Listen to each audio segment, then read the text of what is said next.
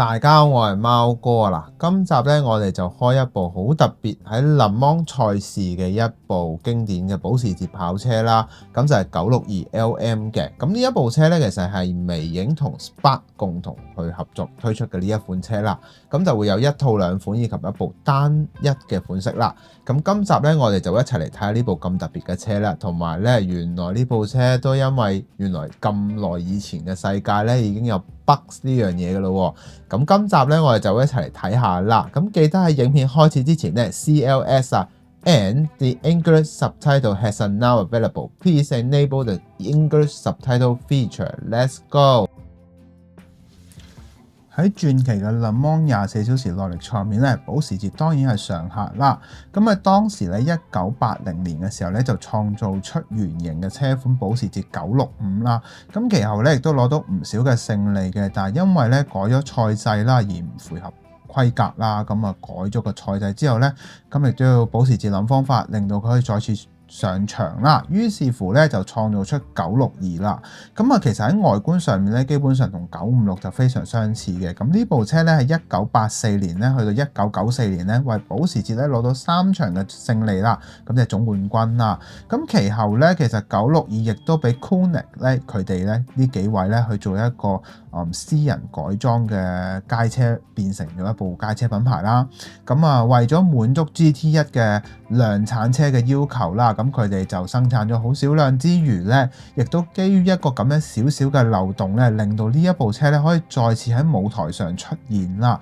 咁本身其實呢架車咧經過咗改裝之後咧，例如車身嘅軸距啦，以及各樣嘢咧，亦都變得更加長之餘咧，咁衍生出嚟嘅隨住即係比賽之後咧，亦都顯示出唔同嘅機器以及操控性嘅部分啦，令到出問題，慢慢咧令到退出咗呢個舞台啦。最後咧亦都好遺憾地咧關閉咗整個計劃啦。咁好啦，我哋睇下成架車嘅整體結構啦。好啦，咁大家咧見到呢一部車啦，咁其實微影咧今次咧就以咗一個套裝嘅形式啦，咁另一款就係將呢一部傳奇嘅 Shell 拉花咧作出一個單獨嘅一個發售啦，咁所以咧就可以有豐儉由人啦，大家中意嘅邊一款就可以去買啦。咁但係咧，如果你話我自己嚟睇咧，我就中意 CP 值較高嘅一套兩款啦。咁當然啦，喺車型上面其實都係跟翻962嘅設計，而當中嘅拉花咧就會有少少嘅唔同啦。咁其實當年有一個咁樣嘅故仔，就係一個漏洞而造成咗演變街車嘅版本啦。咁好犀利嘅一個諗法，你真係你冇諗到，哇！原來當時啲車廠都會捐窿捐罅去為咗呢一件事去諗啦。咁好啦，我哋咧去講下整體嘅呢一款 Shell 嘅拉花啦。好啦，咁基於兩款車咧都係一樣啦，咁我就主力講一部啦。咁其實咧今次咧呢一部車其實係一部962嘅設計嚟嘅。咁喺噴塗上面咧，可以話係可能因為基於咧佢個面積比較大咧，所以整體嘅設計嚟講就較為簡約啦。咁其實整體嚟講都係即係其實呢啲車咧，我喺舊時嚟講成日都會見到，喺歷史書入面都會見到啦。咁而家 Spark 咧，佢比起上一次嗰部保時捷嘅964咧，做得比較上工整啲啦。咁基於車身比較面積大，咁所以我諗到都係嗰個穩定嘅質素就會比較好啲嘅。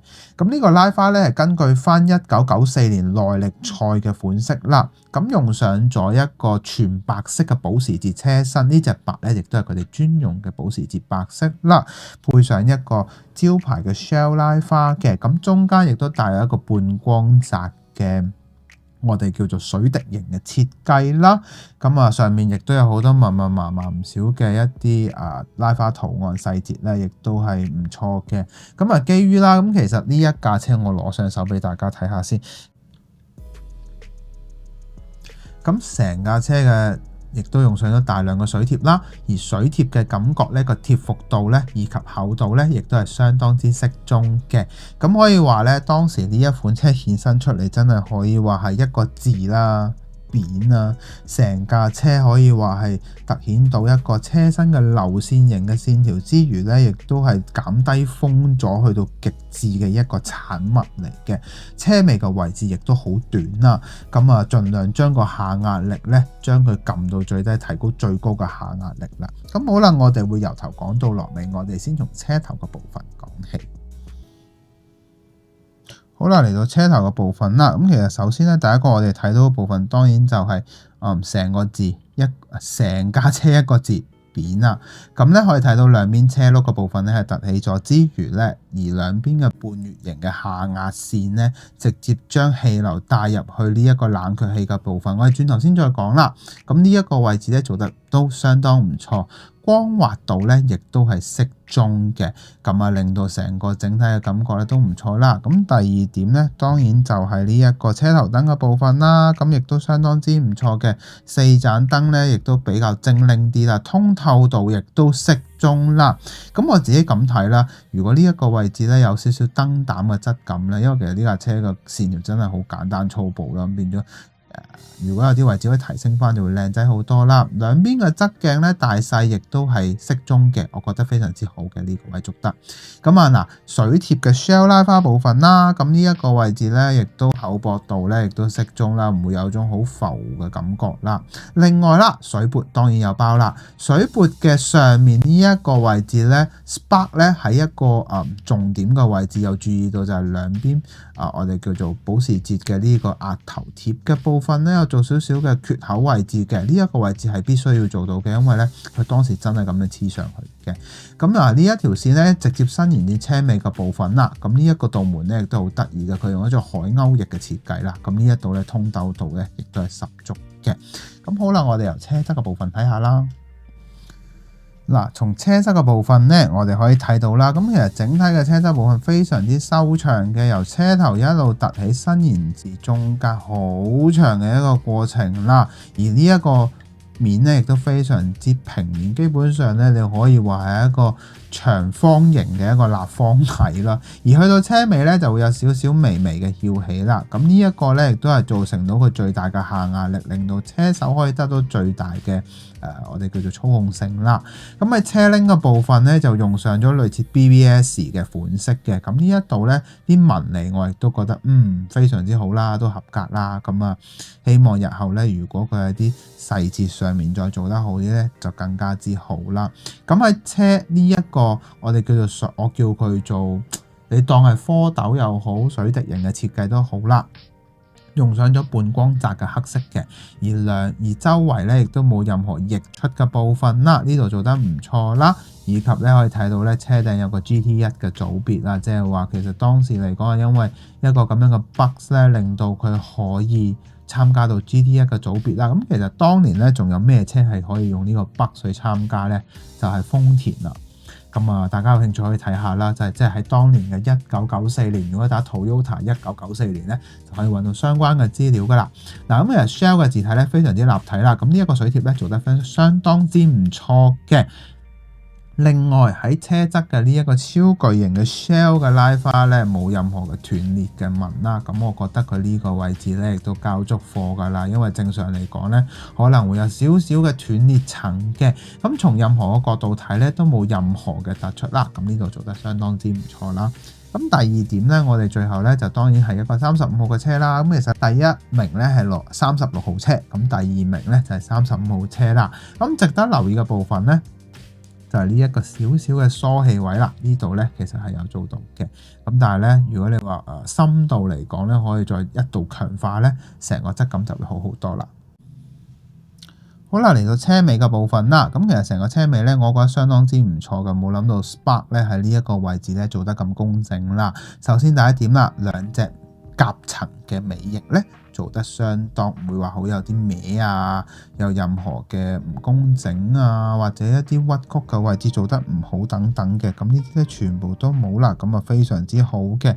咁第二點咧就係呢一個車尾嘅我哋叫做尾擾流嘅部分啦，咁做得都相當之唔錯噶。可以睇到咧車尾燈嘅部分有橙啦、紅啦以及白色嘅一個部分啦，而且咧黑線嘅部分亦都有跟足晒啦。咁最後咧，死氣喉嘅部分咧，亦都有做到3個正方形嘅地方咧，冇任何嘅唔工整嘅地方，乾淨利落嘅。咁最後啦，尾繞流嘅部分啦，咁其實我都覺得佢相當都唔錯噶啦，交足貨噶啦呢一個位置。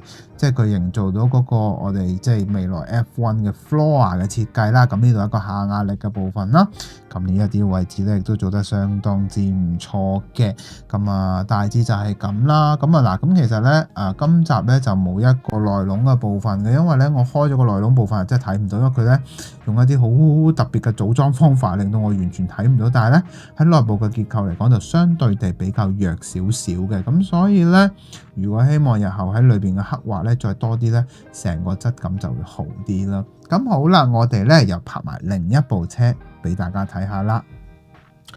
好啦，咁咧用呢一個方法俾大家睇就會容易睇啲啦。咁啱啱都有講過啦，36號車其實係一部冠軍車嚟嘅。咁喺拉花上面咧用上咗一個 FAT 嘅 International 嘅拉花啦。咁其實咧係一個我哋叫做運輸嘅物流嘅一個公司嚟嘅，但係整體嘅車身咧同啱啱嗰部咧 Shell 嘅拉花咧係一模一樣啦。咁基於咧呢一邊嘅面積咧更加之大啦，白色嘅地方啦，相對地咧白色嘅質感咧做得就相對較好一啲，可能因為佢比較簡單啦，咁整體嚟講咧就會再豐富啲啦，即係嗰個質感啊摸上去就會再好少少嘅。咁一套兩件我都覺得係可以去買，因為其實咧呢部車真係我哋叫做喺Le Mans賽事入面嘅一個經典嚟嘅。咁希望啦 Spark 啦之後嘅產品咧會越做越好啦。咁好啦，我哋講下今集嘅可購買指數啦。嗱，嚟到今集嘅可購買指數啦，我會俾佢7分嘅。其實整體嘅結構嚟講咧，都有還原到大部分嘅細心部分啦。咁但係依然仲有一啲位置咧，內部以及塗裝嘅位置咧，需要去有一定嘅提升啦。咁我係好希望咧 Spark 咧可以捉緊呢個機會，尤其係光油嘅穩定性上面啦，去做得更加之好啦。咁呢樣嘢都係我哋好想睇到嘅。希望2024年我哋會有更多唔同嘅牌子選擇啦。咁大致係咁啦，我哋去做總結啦。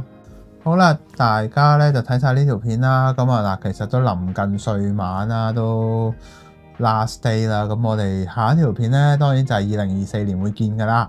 咁開咩車咧？暫時未諗到，應該係 Mini GT 嘅車嚟嘅。咁我哋就下一年見啦。咁喺呢條片應該係禮拜5會發布嘅。咁禮拜6咧就會有最後一條今年2024年嘅一個回顧啦。咁希望大家到時候會支持我啦。咁大致就係咁啦。如果你覺得呢條影片好嘅話咧，希望你可以俾個 like 我啦。最緊要俾留言話俾我知你嘅諗法。最後訂閱我嘅頻道。咁我哋下集見，拜拜。